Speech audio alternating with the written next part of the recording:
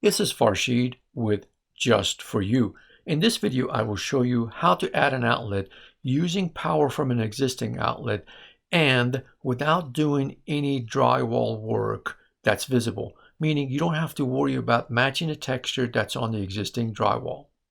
If you are a subscriber to my channel, thank you and welcome back. If you're not, please consider subscribing. It's free. And don't forget to hit the bell notification so you don't miss upcoming videos. So here's a plan. I'm going to remove these two pieces of baseboard to see what's going on behind them, and then drop a wire from this outlet behind the wall underneath those two pieces of baseboard, and then get it to the other side inside the closet. Once the wire is inside the closet, perhaps run it behind the baseboard and then put an outlet right about here. Let's get started. So the goal is to minimize the amount of damage during the process. So I take my utility knife and cut through the caulking material. Then I take my 5-in-1 tool and wedge it between the wall and the baseboard. Next, I carefully remove the pieces of baseboard to see what's going on behind them. Next, I turn the power off to the outlet. Then it's a good time to do a little bit of a cleaning. So now we need to work on where do we cut. Ideally, we want to cut below the baseboard line. So we know there's a 2x4 behind that drywall. So I use my level to give me a place where I can draw my cut line. Again, I want to stay below the baseboard line. That way, any patching that I do, since I'm not good at patching, it stays hidden behind the baseboard. It's time to cut the drywall. So I use my oscillating tool to make these cuts. Now, if you don't have an oscillating tool, not a problem. You can use a drywall saw, or you can even use your knife, along the way removing any nails that we encounter. Now, a word from our sponsor, Red Disc Seal, inventors of bathtub spout rear seal. This is what could happen if you don't have a red disc. Water passing the seal that's in the spout and penetrating the wall.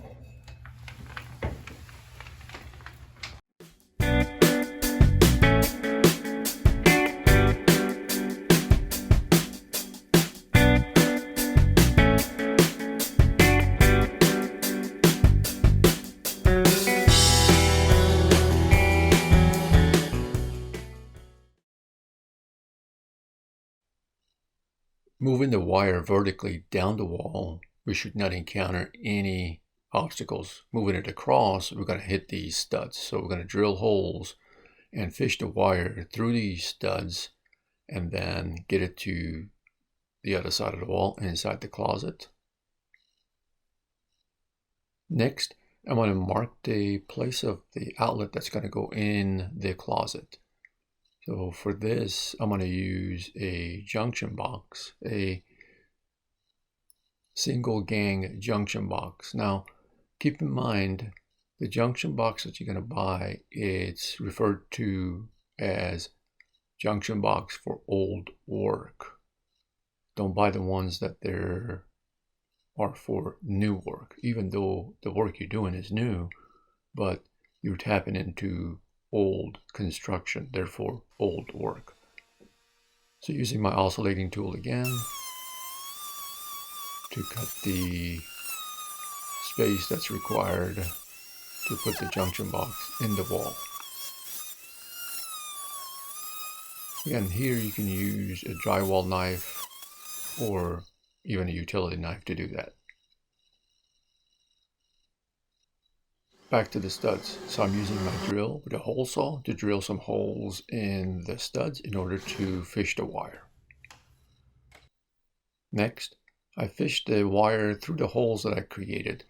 Now take extra care here to make sure that you don't damage the insulation on the wire. Then drill a hole to get across to the closet and then fish the wire through that final hole. The wire for the new outlet is in place, and inside the closet I didn't have to remove the baseboards because the hole for the J-box was big enough that I could stick my hand in there and grab the wire. Next, it's time to secure the J-box to the wall. By turning these screws, the wings that are on the back side of the J-box are pulled forward and put pressure on the back side of the drywall. Next, removing the top layer of the insulation. Then when it comes to removing the insulation of the individual wires, I use the gauge that's on the back of this outlet and use the proper tools to make sure that I don't nick the conductor. So once the wires are stripped and looking at the outlet in the right side up orientation, which means the ground pin is at the bottom, so it would be looking like, let's see, like this in this orientation. The right side is going to be hot, which is the black. Left side is going to be the neutral, and then this one here is your ground. All right, so these outlets, they actually have these plates, clamps, that I can slide the wire underneath it. I don't have to create a loop. Slide it under the clamp and then tighten the screw.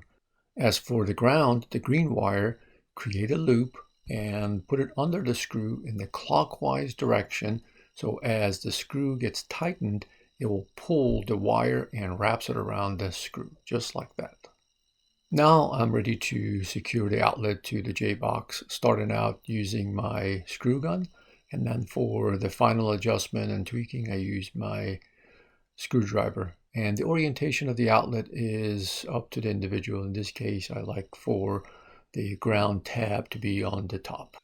After installing the drywall that I had taken off, I used some mud to fill the gaps and to make sure that I have a nice even surface for the baseboard to go back on. Once the baseboard is installed, now keeping in mind there are certain areas on the floor that the baseboard needs to be shimmed in order to make sure that the top of the baseboard is level all the way across. Once that's done, caulk in the top and then later come back and caulk the bottom.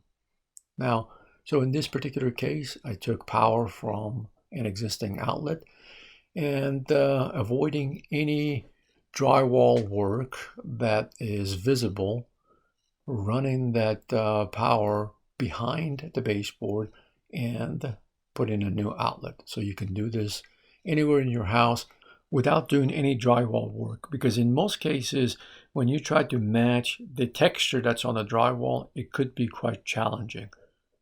So I hope you like this video. Please give me a thumbs up. Don't forget to buy your red disc seal, and don't forget to subscribe to my channel and hit the bell notification. Thank you for watching. Just for you.